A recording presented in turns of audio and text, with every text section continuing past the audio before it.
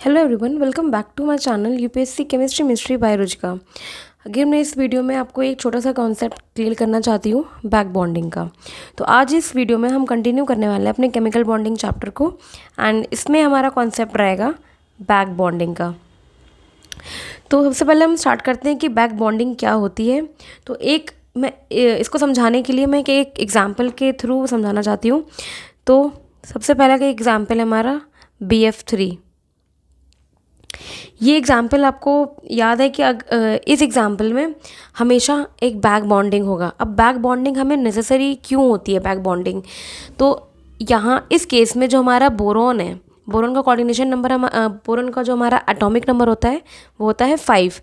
ठीक है, अब बोरॉन के केस में देखा जाए तो 5 इसका एटॉमिक नंबर है। तो इसका जो हमारा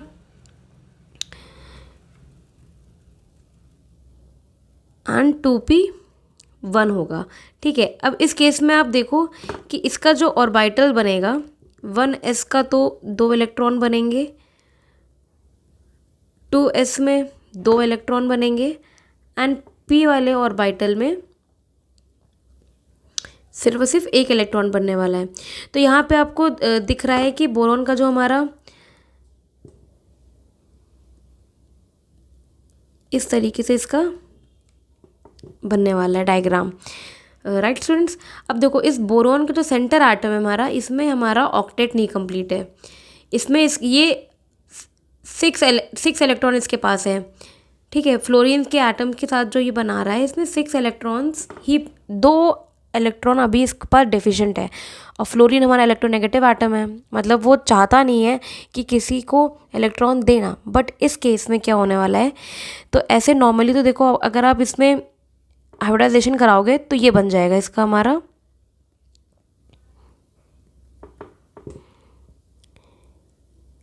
sp2, इसका हाइब्रिडाइजेशन बनने वाला है। ठीक है, अब ये 3 हमारे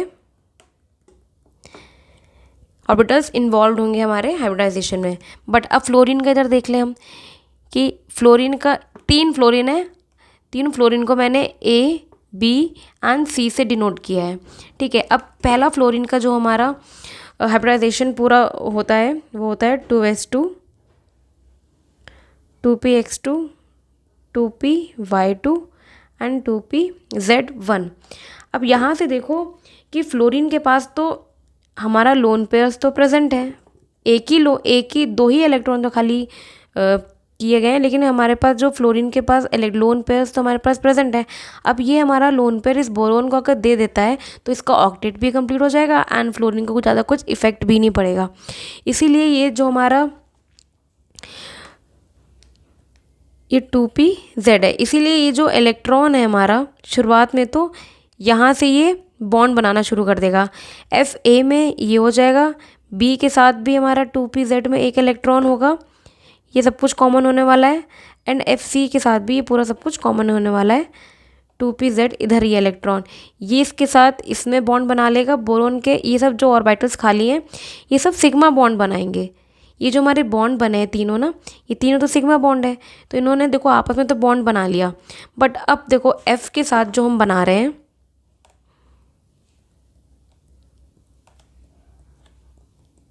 अब देखो अगर मान लो मैं मान रही हूँ कि A ये है और ये डोनेट करने वाला है बॉन्ड को, इधर हमारा बोरॉन का एक तो फिल्ड ऑर्बिटल है और एक तो एम्प्टी ऑर्बिटल है।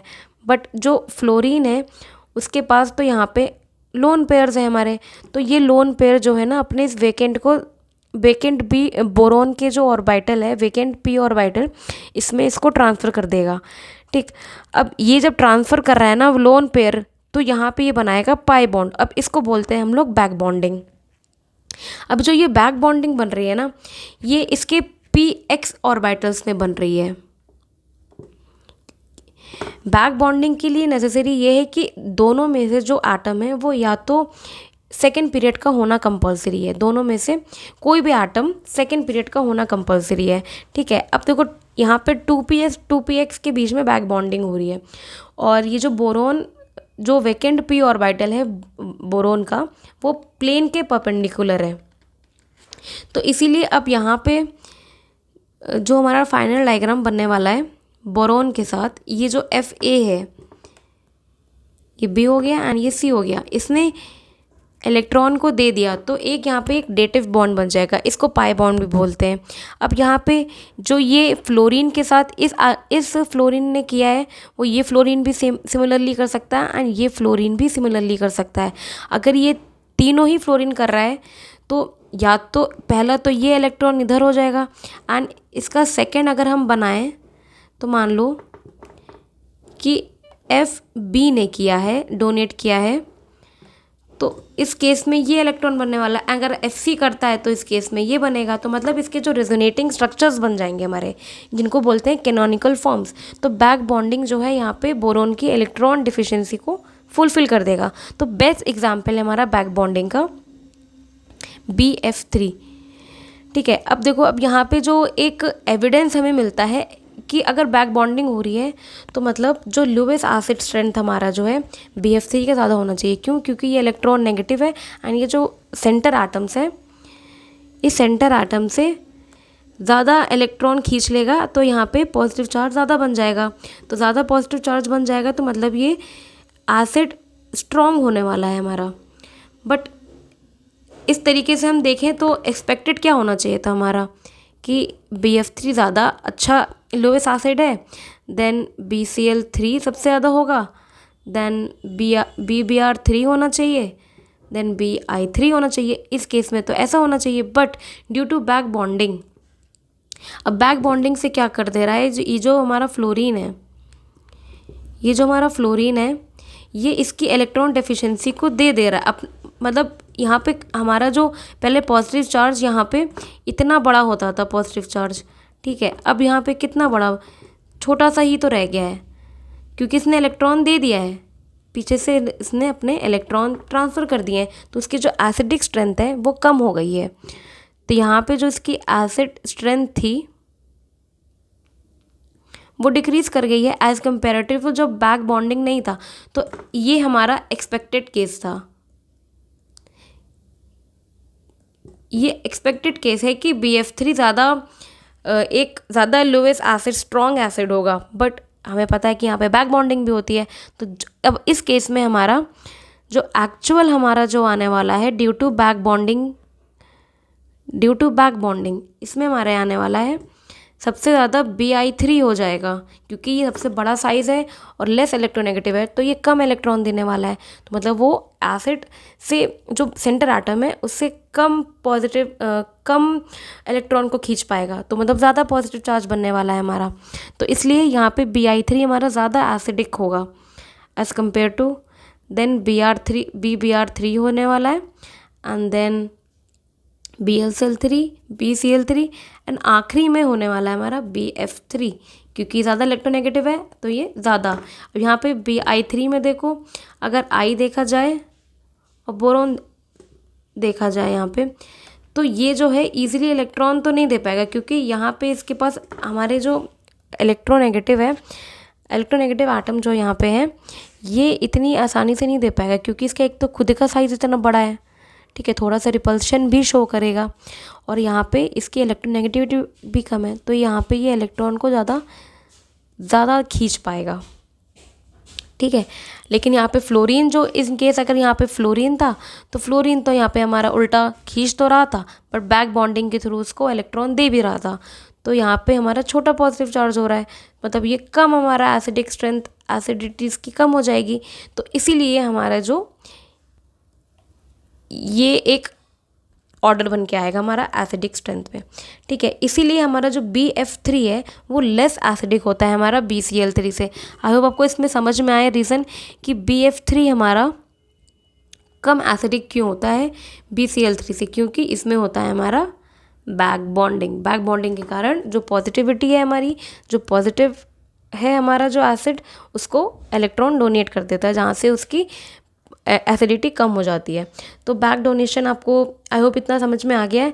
तो एक सेकंड एग्जांपल ले लेते हैं हम इसी बैक डोनेशन के टॉपिक में।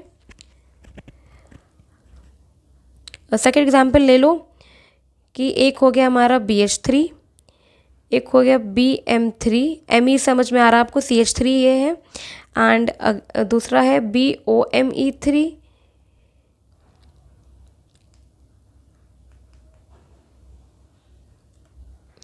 ये मिथाइल है हमारा।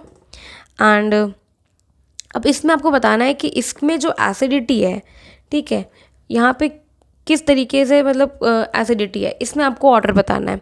तो यहाँ पे देखो BH3 सबसे ईजिली हमारा इलेक्ट्रॉन, सबसे कम इलेक्ट्रोनेगेटिविटी मैंने बताया था पिछली में कि 2.1 होती है, ठीक है। मिथाइल तो हमारा होता ही है, बट मिथाइल जो है उसमें देखो सबसे पहले तो बनाओ BH3 को,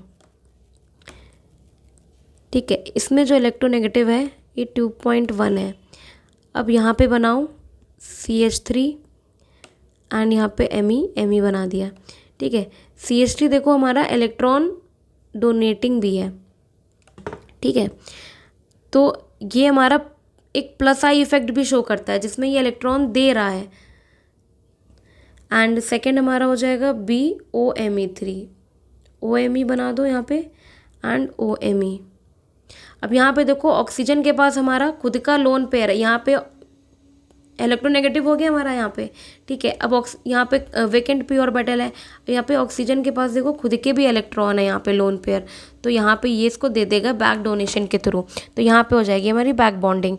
एक्चुअल में तो हमारा ये होना चाहिए था सबसे ज़्यादा, बट ये हमारा सबसे कम हो जाएगा, ठीक है। तो इसीलिए हमारी जो टेंडेंसी हो जाएगी, इसका जो ऑर्डर हो जाएगा, तो एसिड सबसे ज़्यादा ये हो जाएगा क्योंकि इसकी इलेक्ट्रोनेगेटिविटी सबसे कम है हमारी, तो ये तो कोई खींच ही नहीं पाएगा इलेक्ट्रॉन को, मतलब ये तो इलेक्ट्रॉन तो डोनेट ही नहीं कर पाएगा, तो यहाँ पे हमारा पॉजिटिव चार्ज ज़्यादा होने वाला है। यहाँ पे ये इलेक्ट्रॉन को डोनेट कर रहा है, कार्बन का तो कम होती है इलेक्ट्रोनेगेटिविटी ऑक्सीजन के एज़ कंपेयर, तो कार्बन तो इलेक्ट्रॉन डोनेट कर रहा है बट इतना नहीं कर रहा है जितना ऑक्सीजन करेगा, इसीलिए सेकेंड पोजीशन पे आएगा एंड ऑक्सीजन पे यहाँ पे बैक बॉन्डिंग हो जाएगी। इसीलिए इसने जो है इसकी एसिडिटी कम कर दी है, इसीलिए यहाँ पे जो लोवेस्ट एसिड का जो ऑर्डर होगा वो ये होने वाला है।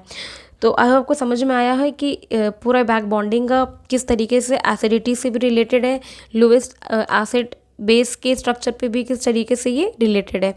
तो नेक्स्ट नेक्स्ट वीडियो में मैं आपको एक कॉन्सेप्ट पढ़ाने वाली हूँ ब्रिजिंग बॉन्ड का, कि ये ब्रिजिंग बॉन्ड क्या होता है।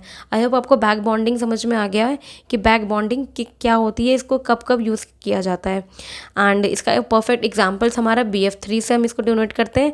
एंड अगर बैक बॉन्डिंग है तो उससे क्या इफेक्ट आ रहा है, क्या इम्पैक्ट हो रहा है, ठीक है। तो ठीक है स्टूडेंट्स, नेक्स्ट वीडियो में मिलते हैं हम लोग। Till then thank you for watching this video.